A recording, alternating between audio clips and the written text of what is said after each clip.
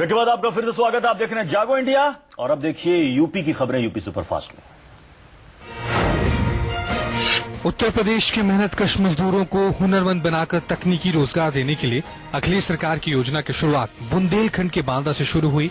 ITI से train होकर पहला बैच सपने साकार होने की राह के बिल्कुल नजदीक पहुंच गया है। सूखे और बेरोजगारी के दंश से मेहनतकश तबके को बचाने और उन्हें रोजगार उपलब्ध कराने के लिए यूपी सरकार ने मजदूरों को तकनीकी ट्रेनिंग देना शुरू किया है। कौशल विकास मिशन के तहत बांदा में विभिन्न वर्ग और व्यवसाय से जुड़े मेहनतकशों को आईटीआई में इलेक्ट्रिकल, वायरिंग, फिटर, कारपेंटर जैसी विधाओं में ट्रेनिंग दी जा रही है। वहीं महिलाओं के सिलाई, कढ़ाई, बुटीक और ब्यूटिशियन जैसे कोर्स में पारंगत बनाया जा रहा है। खास बात यह है कि इस योजना की वजह से सभी मजदूरों का रजिस्ट्रेशन श्रम विभाग में होने से इनको बीमा लाभ भी मिलेगा और ट्रेनिंग लेने के बाद लोन लेकर भी रोजगार कर सकेंगे। प्रशिक्षण ले रहे सैकड़ों महिला और पुरुष इससे खासे उत्साहित हैं और इन्हें सरकार की योजना से बड़ी उम्मीद जगी है। उत्तर प्रदेश सरकार ने सचिवालय के कर्मचारियों को तय समय पर ऑफिस पहुंचने के निर्देश जारी किए हैं। उत्तर प्रदेश सचिवालय में हफ्ते में 5 दिन कामकाज होता है और यहां पर कर्मचारियों का आने का समय सुबह 9:30 बजे और छुट्टी का समय शाम 6 बजे है। मुख्य सचिव प्रवीण कुमार ने एक आदेश जारी करके सभी प्रमुख सचिवों से कहा है कि वो हर हफ्ते कर्मचारियों के आने और जाने का समय चेक करें और कार्यालय में कर्मचारियों की उपस्थिति सुनिश्चित कराए ताकि आम जनता का काम समय पर पूरा हो। ग्रीन यूपी के मिशन को धार देने के लिए यूपी सरकार एक बड़ा विश्व रिकॉर्ड बनाने जा रही है। यूपी में इन दिनों वन महोत्सव चल रहा है। इस दौरान प्रदेश के अलग अलग जिलों में वृक्षारोपण का कार्यक्रम भी चलाया जा रहा है, लेकिन मुख्यमंत्री अखिलेश यादव की इच्छा है कि इस बार वृक्षारोपण का विश्व रिकॉर्ड बनाया जाए, जिससे उत्तर प्रदेश एक नजीर बन जाए। इस दिशा में काम करते हुए ये तय किया गया है कि 11 जुलाई को एक दिन में 5 करोड़ पौधे लगाए जाएंगे। इसकी जिम्मेदारी वन विभाग की है। कार्यक्रम को सफल बनाने के लिए वन विभाग सभी बड़े छोटे अधिकारियों और 4th क्लास कर्मचारियों की जिम्मेदारी तय कर दी गई है। उत्तर प्रदेश सरकार ने अब 1 साल से कम उम्र के बच्चों के लिए भी 102 नंबर एम्बुलेंस की सुविधा देने का ऐलान कर दिया है। बच्चों की मृत्यु दर पर चिंता जाहिर करते हुए सरकार ने ये व्यवस्था की है। सरकार का कहना है कि बच्चों को समय पर इलाज मुहैया कराने के लिए ये व्यवस्था बहुत जरूरी थी। कई अस्पतालों के निरीक्षण के बाद इस बात की जरूरत महसूस की गई थी कि बच्चों के लिए भी समय से इलाज की बहुत जरूरत है। इसके बाद राज्य सरकार ने ये आदेश जारी कर दिया कि 1 साल से कम उम्र के बच्चों के लिए भी 102 एम्बुलेंस की सेवा तत्काल मुहैया कराई जाए।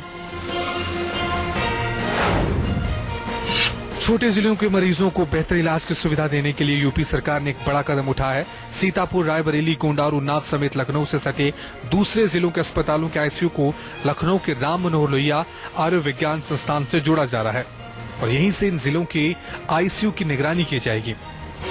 इससे फायदा ये होगा कि इन जिलों में भर्ती गंभीर मरीजों के इलाज की राय लोहिया अस्पताल के स्पेशलिस्ट डॉक्टरों से सीधे तौर पर ली जा सकेगी और लोहिया के स्पेशलिस्ट सीधे उन मरीजों की मॉनिटरिंग कर सकेंगे जो दूसरे जिलों के अस्पतालों में भर्ती हैं।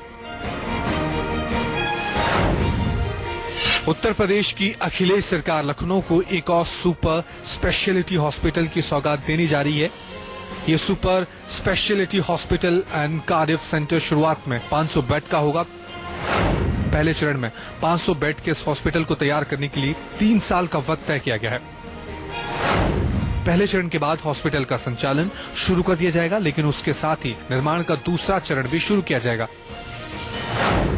12 साल में इस हॉस्पिटल को 1000 बेड का करने का लक्ष्य तय किया गया। सरकार ने इस प्रोजेक्ट को मंजूरी दे दी है और 11 जुलाई को इसके निर्माण के लिए जिम्मेदार संस्था का नाम भी तय हो जाएगा। कई नामी कंपनियां जैसे फोर्टिज, अपोलो, हिंदुजा और नारायण हृदयलाल कतार में हैं। लखनऊ की किंग जॉर्ज मेडिकल यूनिवर्सिटी में अगले महीने में हार्ट ट्रांसप्लांट शुरू हो जाएगा। यूपी के चिकित्सा शिक्षा विभाग ने इसे मंजूरी दे दी है। मुख्यमंत्री अखिलेश यादव ने इसको लेकर विभागीय अधिकारियों को बीते दिनों निर्देश जारी किए थे। इस मंजूरी के बाद लखनऊ ऑर्गन ट्रांसप्लांट बड़ा हब बनने जा रहा है। जल्द ही केजीएमयू में लीवर, किडनी और हाथों का ट्रांसप्लांट भी शुरू हो जाएगा। केजीएमयू भी इस योजना के लिए बहुत उत्साहित है। अधिकारियों का कहना है कि इसके लिए केजीएमयू और पीजीआई लखनऊ के बीच MOU साइन किया जाएगा।